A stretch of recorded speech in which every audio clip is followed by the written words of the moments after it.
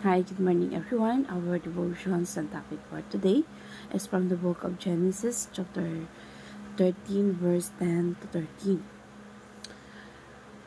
Lot looked around and saw that the whole plain of the Jordan toward Zoar was well watered, like the garden of the Lord, like the land of Egypt. This was before the Lord destroyed Sodom and Gomorrah. So Lot chose for himself the whole plain of the Jordan and set out toward the east. The two men parted company. Abram lived in the land of Canaan, while Lot lived among the cities of the plain and pitched his tents near Sodom. Now the people of Sodom were wicked and were sinning greatly against the Lord. So, ito pong verse na ito yung tatlong pagkakamali ni Lot.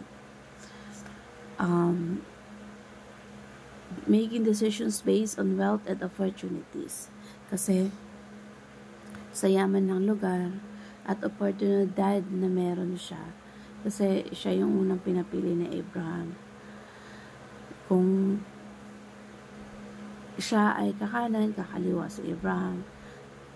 Kaya, ang pinili ni Lot, nakabase dun sa yaman ng lugar at opportunity. Yung panahon na base kung ano yung benefits niya para sa kanya. Kaya, napakahalaga na kapag nagde-decide tayo, kailangan tanggalin natin yung kung ano yung mga magiging benepisyo natin, oportunidad na nandyan sa harapan natin. Tanungin dapat natin si Lord kung ano ba yung karapat dapat na sa atin ba yung opportunity na yon. Bago natin tanggapin yung mga or bago tayo pumasok sa mga pintuan na nakabukas, kailangan ipag-pray natin kung ano yung mga desisyon natin, kung ang tama ba yung papasukan natin pintuan. At sabi dito, making decisions to live in a wrong environment. Kasi yung mali ni Lot doon na mabuhay kasama ang kanyang pamilya, ay mali yung environment. Kasi may yaman, may opportunity, may benefits sila. At well-watered. Ganun yung mga nakita ni Lot na sagana sa tubig, katulad ng lugar ng Eden at katulad ng lupain ng Egypto. Marami siyang benepisyo, pero sinasabi dito na wrong environment or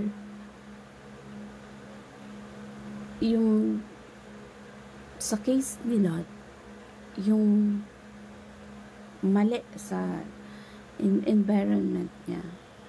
Kasi malapit yun sa Sodom. Alam niyo yung Sodom? Yun yung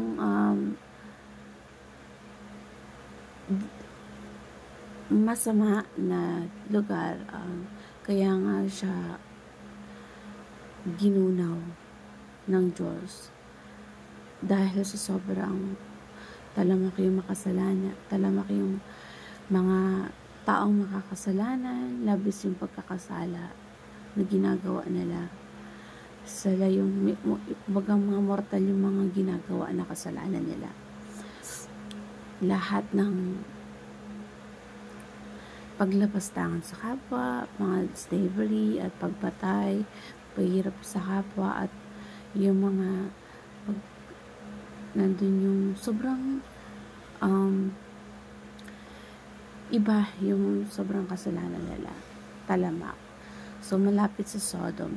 Yung dun si Lot, pinili niya mas malapit sa Sodom. At minsan tayo mas pinipili din talaga natin pag nagde-decision tayo kung ano mga benepisyo natin. 'Di ba? kailangan pinag-iisipan natin na lahat ng mga ginagawa natin, gagawin natin, decision natin sa buhay, hingi tayo ng gabay sa Panginoon. Kasi kung lahat ng mga decision natin without God's decision at walang gabay ng Diyos, walang maayos na patutunguhan. Kumbaga, hindi karapat-dapat na dapat yun ang maging desisyon mo.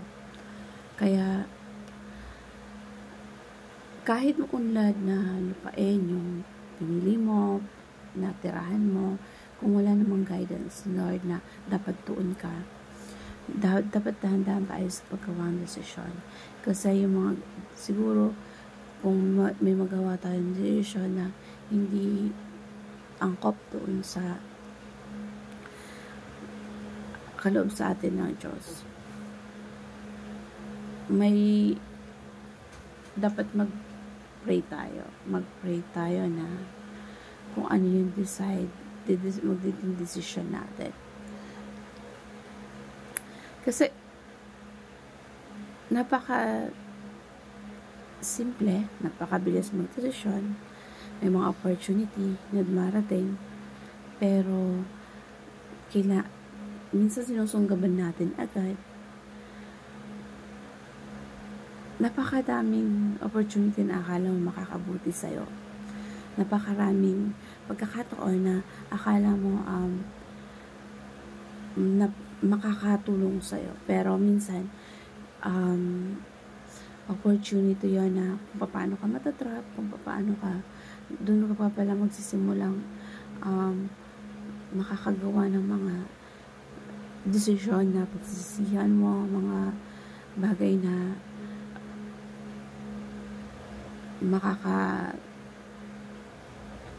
hindi makakatulong sa kung ano man yung goal mo. So, kahit anong desisyon man yan, simple man yan, or maliit, kailangan, napaka-importante na ipanalangin natin. Hanapin natin yung gabay ng Diyos at yung guide niya. Kasi kung ang environment natin, yung workplace natin, kung mapapabuti ba tayo or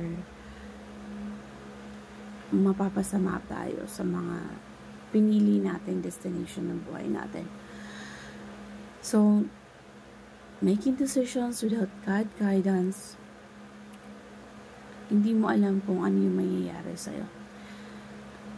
Magkaroon tayo ng mahusay na desisyon. Ihiwalay natin yung sarili natin sa makamundong bagay. At dapat yung desisyon natin, tinawag tayo ng Diyos para doon. Yung environment natin na makaka-impluwensya tayo ng tama, makaka-impluwensya tayo ng maayos, or we choose the good environment na makakatulong sa atin, makakatulong din tayo. Kasi minsan, we don't have, or we can't choose the good environment for us. Pinili lang natin kasi ang alam natin makakatulong sa atin. Nandyan yung mga opportunity na nasa harap na natin, na akala natin yun ang talaga yung para sa atin, pero minsan yun lang nagiging trap sa atin. Nagbukas yung opportunity na yun sa kung sino man na inilatag lang sa'yo, hindi galing sa Diyos. So, kapag ka pinalangan mo sa Diyos, binibigyan ka ng kapayapaan na yan ang para talaga sa'yo. Habang pinapanalangin mo yon, bibigyan ka ng Diyos ng kapayapaan. At yung kapayapaan na hindi ka mababagabag kapag ginawa mo yung desisyon na yun. Kasi alam mo na nasa Diyos, sa Diyos na nanggaling.